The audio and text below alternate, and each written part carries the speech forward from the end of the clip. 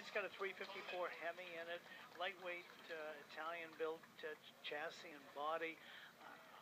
As a hot rodder, if I put a Hemi in a Miata, we might be close. Well, speaking of hot rods, Ken, one of your great achievements, I think, is getting hot rods onto the lawn at Pebble Beach in the Concours d'Elegance, and I think you probably played a big role in this next class, getting that here, Mercury Customs, something very near and dear to us here at Motor Trend. Oh, absolutely. I mean, some of these cars were featured in Motor Trend back in the day. It hasn't been easy to have custom cars at Pebble.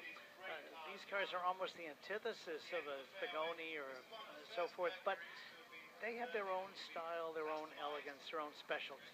And we've got our third place winner in the Mercury Customs class, a 1950 Mercury OCM Wally Welch Custom Coupe. And cool. This is a really interesting car because it started out with the Ayala brothers in East Los Angeles. It was on the cover of Hop-Up in 1952 with DeSoto grill bars, but with spaces in the bars. So it looked like a guy who had the bad end of a fight. When the Barris brothers took it over and painted it maroon like this, they put in a couple of extra grill teeth. It gave it respectability. Now, the second place vehicle is one near and dear to all of us at Motor Trend because it did grace the cover of the 1951 December issue in a beautiful Winter Wonderland motif. Right. It's the 1949 Mercury 9cm Sam Barris Custom Coupe.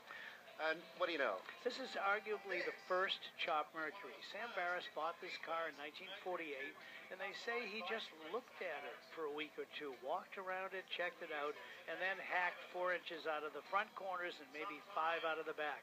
What he did that no one had done, not only was it the first Mercury, but he took that little dog leg and the side spear, lathered it with lead, and made it a straight line all the way to the back. Hugely influential car in terms of customizing. Absolutely. I can point him out as a witness, but this is the winner. Here's the one I picked to win this class.